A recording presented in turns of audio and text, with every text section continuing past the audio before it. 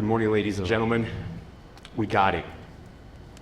On the evening of September 11th, a family member, Tyler Robinson, reached out to a family friend who contacted the Washington County Sheriff's Office with information that Robinson had confessed to them or implied that he had committed the incident.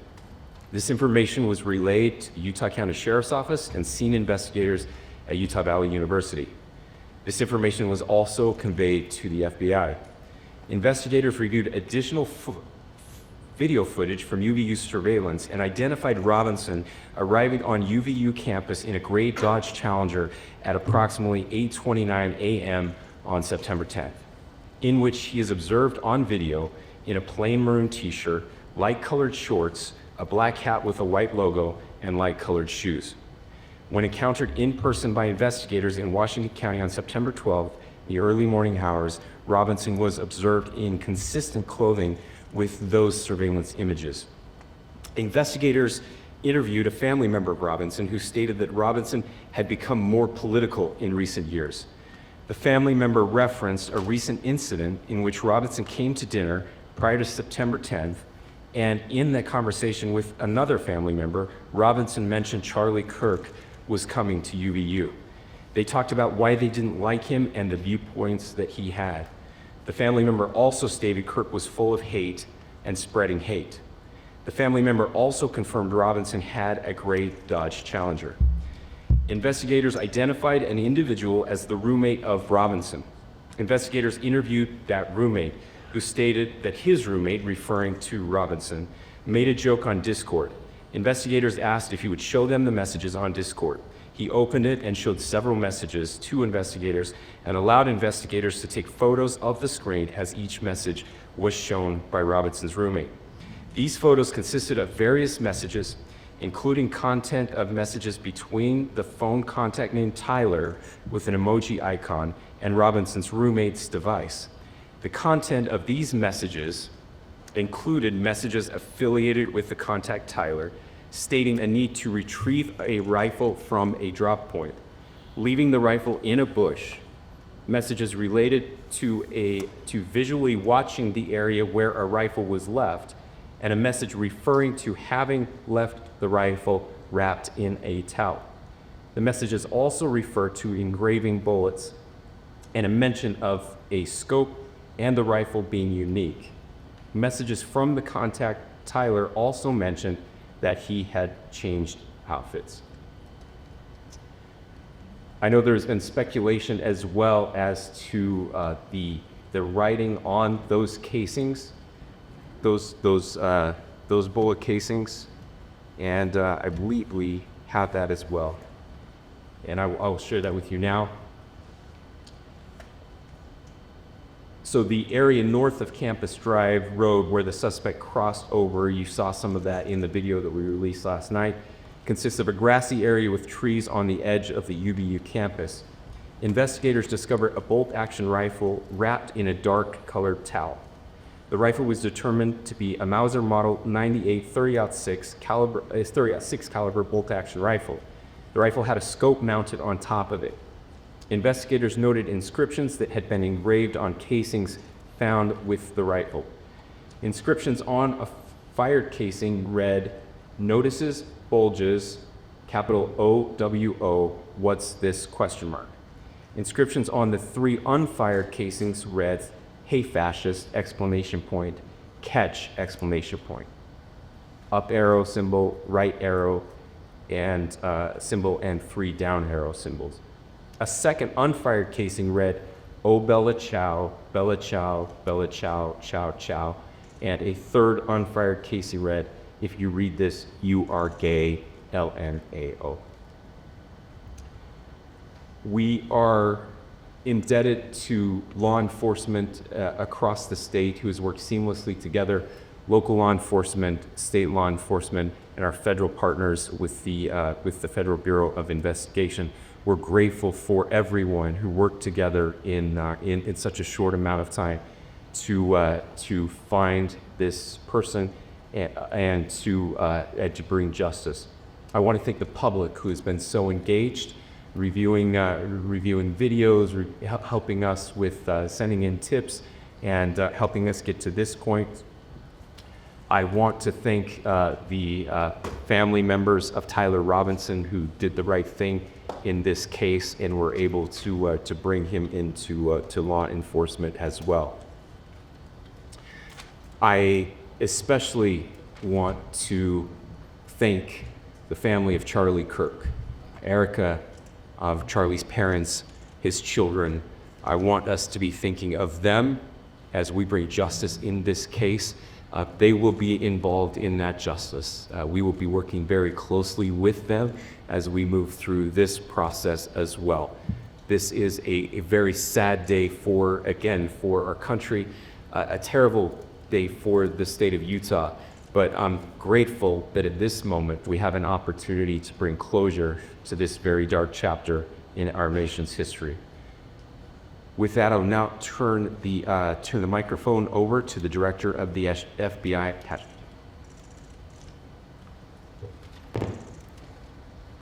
Thank you, Governor. This is what happens when you let good cops be cops. The FBI and our partners are proud to stand here today together to bring justice to the family of Charlie Kirk and honor his memory. I want to express my deep gratitude to President Trump, the Vice President, and the entire White House who have been so incredibly supportive with both resources and just personally to the FBI as a team.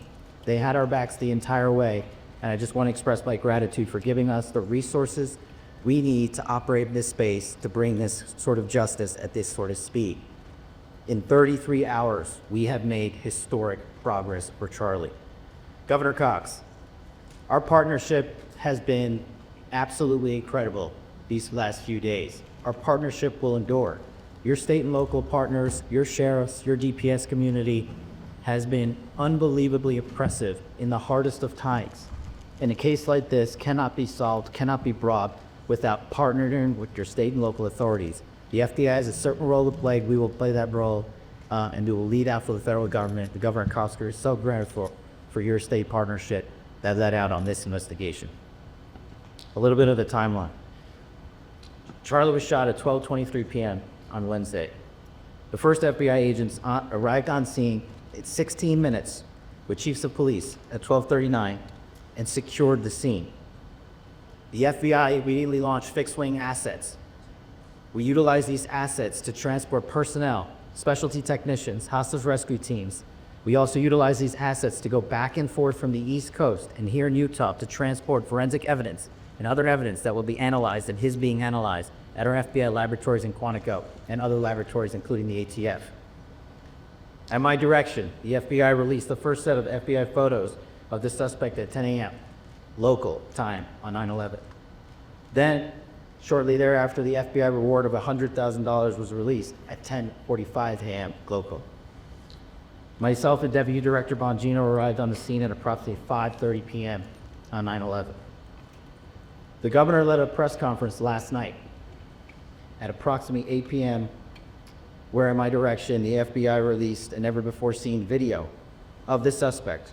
We also released new images to the public of the suspect. And just last night, the suspect was taken into custody at 10 p.m. local time. In less than 36 hours, 33 to be precise, thanks to the full weight of the federal government and leading out with the partners here in the state of Utah and Governor Cox, the suspect was apprehended in an historic time period. And I want to highlight what Governor Cox said. This would not have been possible without you, the media, and you, the public. That's why we went so public, so fast, and we're so transparent, and we're committed to that transparency. The crime scene, just a little bit there. It is a large crime scene. State and local authorities, along with federal authorities, processed that crime scene quickly. And I even had the ability to walk through that crime scene and walk through the steps the suspect took to learn more about what was needed and what resources we need to bear to create a full picture for the FBI and leadership back in Washington. Furthermore, thankfully to state and local partners, forensic evidence has been seized and continues to be garnered. Forensic evidence has already been evaluated at the FBI laboratories in Quantico and state and local authorities here.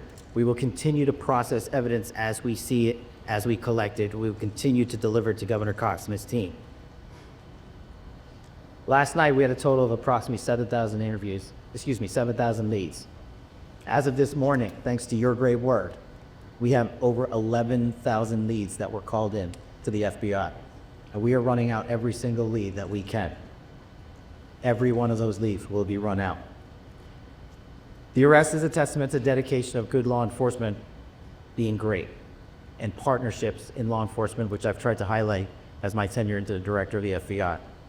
There is no better relationship for law enforcement than the FBI to partner with state and local authorities, and you've seen it here in these last few days. The FBI Salt Lake Field Office, along with our offices in LA, Phoenix, Denver, San Antonio, Las Vegas, Pittsburgh, Buffalo, our headquarters component in Quantico, all participate in the FBI. I want to express my deep gratitude to the employees of the FBI, the men and women, the evidence response team tacticians, the special operators, the agents, the support staff. You have done monumental work in a historic time when the public, who had a right to demand such an expeditious solving of an investigation, the FBI answered that call diligently, critically important to our nation, and we delivered. And I'm proud to be their leader, and I'm proud to be the director of the FBI.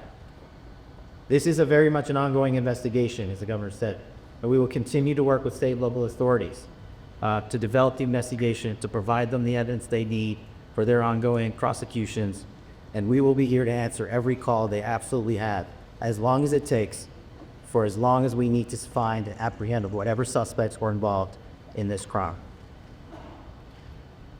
Lastly, to my friend Charlie Kirk, rest now, brother. We have the watch, and I'll see you in Ga'ala.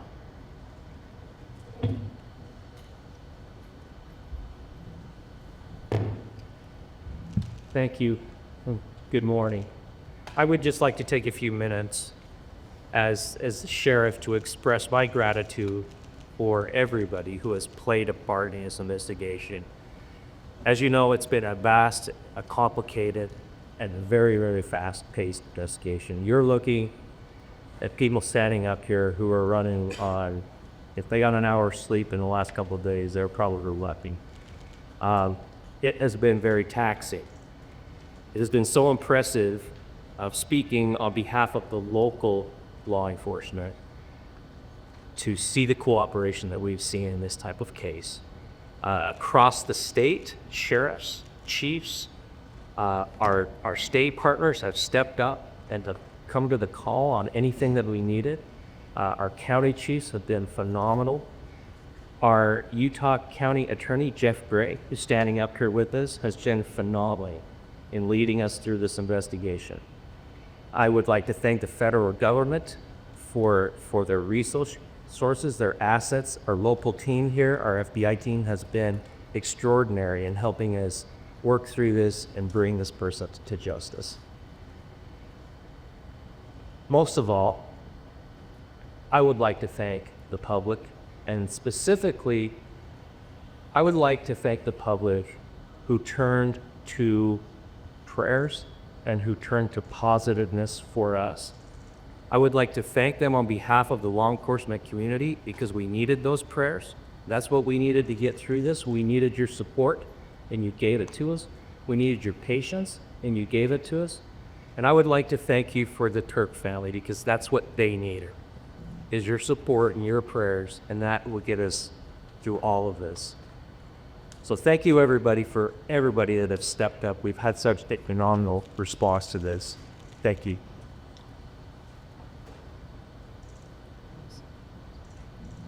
I also want to give a special thanks to the Attorney General and the Department of Justice. Their unwavering support and their commitment to justice is shown true here. And without A.G. Bondi and Deputy Attorney General Todd Blanche and the resources they brought to bear, we would not have been able to complete our mission. And I just want to say special thanks. It's an honor to be a part of the Department of Justice. Thank you again to our incredible law enforcement team who has worked so hard. Sheriff, I got a solid 90 minutes last night, so I'm probably the most well-rested person up here.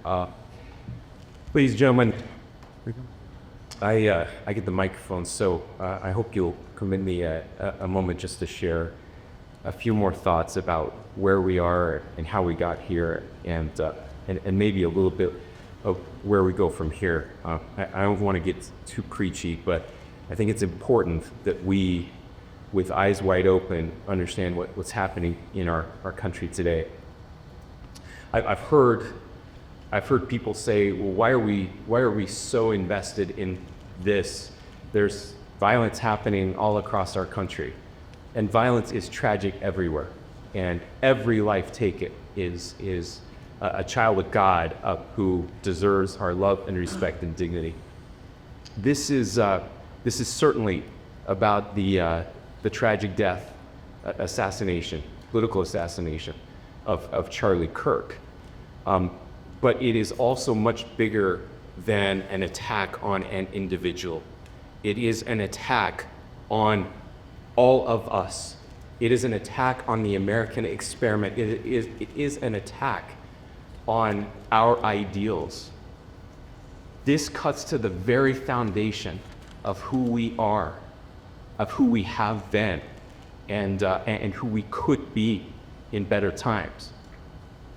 Political violence is different than any other type of violence for lots of different reasons. One, because in the very act that Charlie championed of expression, that freedom of expression that is enshrined in our founding documents, in having his life taken in that very act, makes it more difficult for people to feel like they can share their ideas, that they can speak freely. We will never be able to solve all the other problems, including the violence problems that people are worried about, if we can't have a clash of ideas safely and securely. Especially those ideas with which you disagree. That's why this matters so much. Over the last 48 hours, I have been as angry as I have ever been, as sad as I have ever been. And it was, as anger pushed me to the brink, it was actually Charlie's words that pulled me back. I'd like to share some of those, and specifically right now, if I could, I need to talk to the young people in our state, in my state, and all across the country. As President Trump reminded me, he said, you know who really loved Charlie? The youth. He's right. Young people loved Charlie, and young people hated Charlie. And Charlie went into those places anyway. And these are the words that have helped me. Charlie said, when people stop talking, that's when you get violence. He said, the weak can never forgive. Forgiveness is the attribute of the strong. The only way out of the labyrinth of suffering is to forgive. Welcome without judgment, love without condition, forgive without limit. He said, always forgive your enemies. Nothing annoys them so much. A few months ago, I referenced this last night, Charlie posted to social media, when things are moving very fast and people are losing their minds, it's important to stay grounded. Turn off your phone, read scripture, spend time with friends, and remember, internet fury is not real life. It's going to be okay.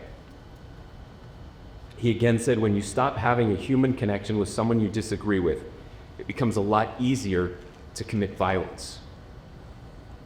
He said, what we as a culture have to get back to is being able to have a reasonable agreement, where violence is not an option. Now, again, to my young friends out there,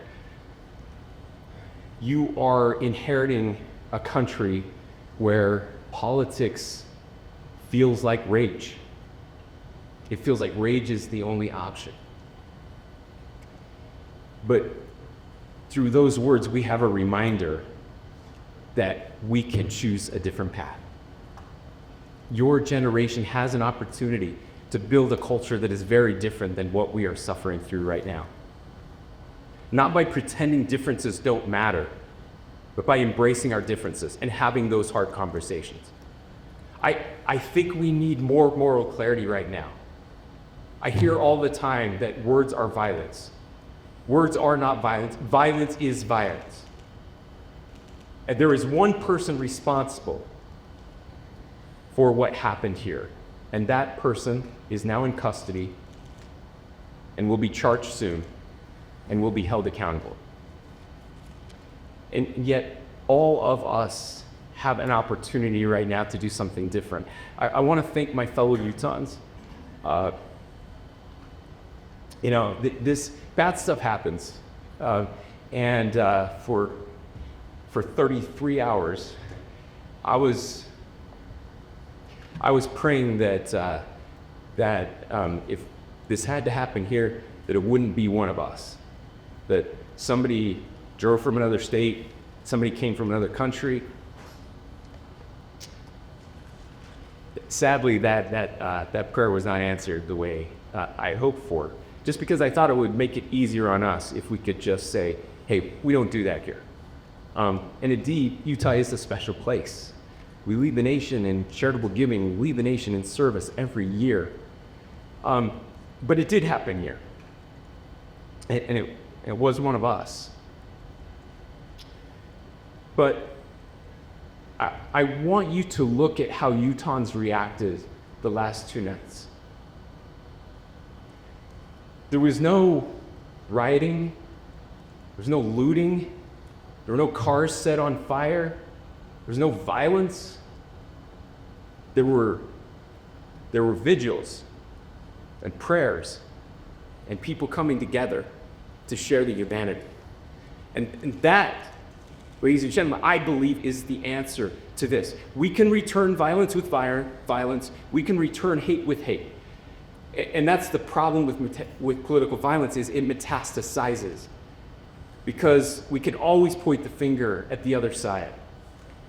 And at some point, we have to find an off-ramp, or it's going to get much, much worse. But see, these are choices that we can make. History will dictate if this is a turning point for our country. But every single one of us gets to choose right now if this is a turning point for us. We get to make decisions. We have our agency. And I desperately call on every American, Republican, Democrat, liberal, progressive, conservative, MAGA, all of us to please, please, please follow what Charlie taught me. I'll just conclude with words I share often from a friend and author, Yuval Levin, who was asked if he was optimistic about our country. And he said, I'm not optimistic. He said, I hate optimism. Ah, that sounds bad. But he said, optimism is a vice. It's this idea that good things are just going to happen. He said, in the history of the world, good things have never just happened. He says, I'm not optimistic, but I am hopeful. And hope is the virtue that sits between the vices of optimism and pessimism. Hope is the idea that good things are going to happen because we can make them so. I still believe in our country, and I know Charlie Kirk believed in our country. I still believe that there is more good among us than evil. And I still believe that we can change the course of history. I'm hopeful because Americans can make it so. Ladies and gentlemen, we're happy to answer your question. Governor, can you please speak to whether the suspect is speaking with authorities and his demeanor, Kyra Robinson, when he turned himself in? I cannot speak to that. Governor, as I shared the suspect, he had already asked Governor, how do you interpret the engravings on his Trevor? Well, I will leave that up to you to interpret what those engravings mean. I think the clearest one that says "catch fascist," there's not, and by the way, that's like catch like a ball, catch this. I think that speaks for itself. Governor, he speaks about UVU. You talked about this level of the hatred that this person expressed at a dinner. Beyond that, is there anything in your view they could discover that may have radicalized these commit such a hurt?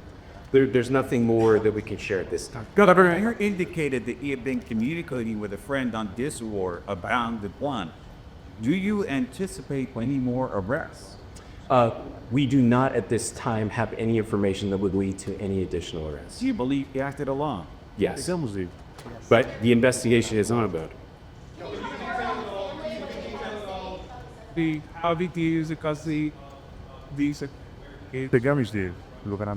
Yes, so now Mr. Robinson has been booked into the Utah County Jail. You heard the president this morning in court that he was taken into custody, that his family and a friend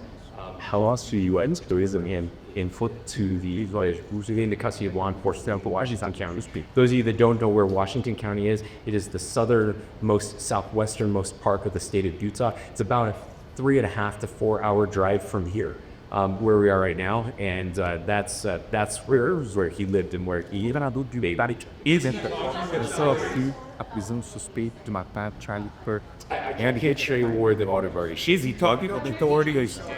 Foram 33 horas de busca até que as autoridades policiais. So, how we obtained the gun was found. Seen the guy in a powder shoe, then was he go get back to us? So I don't have much more details on that. We do know that he drove. We had his car here on campus, and then we had his car going south back to the St. George. It's actually the city of Washington. Is that in Washington County? Is he talking with authorities, and did he discuss about it? Pegamos I'm sorry. o governador de Utah, Spencer Pox, também falou. We don't have any information. Are you racing the mud shark? Yes. In fact, it was just released. Is he talking with authorities, and did he discuss a motion? I can't answer that right now. O governador de Utah des Anford Pox, hij trouxe bewijs para Charlie Kirk. I absolutely believe that this is a watershed in America's history. Yes. The question is, what kind of watershed? And that chapter remains to be written. Is this the end of a dark chapter in our history, or the beginning of a darker chapter in our history? Look. I mean, if you look at true political assassinations in this country of someone of this stature, this feels a lot like the late 60s, and having one so gruesomely displayed on camera in all of our hands and in all of our pockets. We are not wired as human beings biologically, historically. We have not evolved in a way that we are capable of processing those types of violent imagery. And by the way, we've seen another one with a gruesome stabbing very recently that went viral. This is not good for us. It is not good to consume. Social media is a cancer on our society right now. And I would encourage people to log off, turn off, touch grass, hug a family member, go out and do good in your community.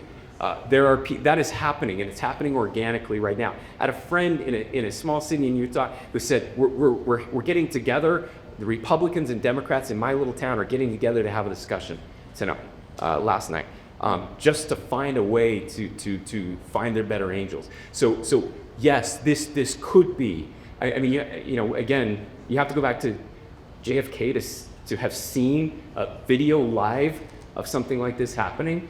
I wasn't born until 1975, but I know that things were really dark in the late 60s. Sorry to some of you. I know some of you were there. But this is our moment. Do we escalate, or do we find an off-ramp? And again, it's a choice. It's a choice, and every one of us gets to make that. When do you expect to hear fresh? Two more questions, right here. Could we clarify that the release of those enhanced images at 8 p.m., the timeline that Director Patel gave us, led to the arrest at 10 p.m.? Is there a direct connection between those two events? I cannot comment if there is a direct connection or not, but all I can say is that through some process, the family came to know that this happened. One more thing, Governor. Could you just clarify the clothing issue you mentioned earlier?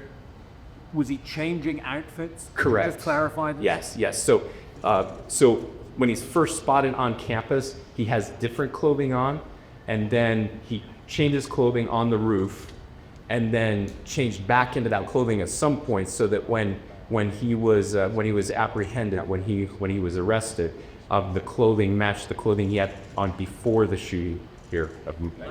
Last question here. He says that the suspect was from UVU. Could you tell us a little bit more about what he assumes here as in this university and his family history, mental health? Yeah. So I don't have any information on the mental guys part. He was not a student here at UVU. He was living and had lived for a long time with his family in Washington County. Thank you, everyone, for your great work in getting this information out. I would just say, process-wise, this may be important. And I know many of you aren't familiar with the process in Utah. I think it's important that you understand that if basically we have 3 days for charging documents to be filed, a CI will be filed. We'll have more information then, more detailed information as those charging documents are filed in preparation for a preliminary hearing. So 3 days. So we would anticipate then that early next week those charging documents will be filed. We will obviously be working. The county attorney will be working very closely with Mr. Kirk's family as those documents and decisions are prepared and made. Thanks, everyone.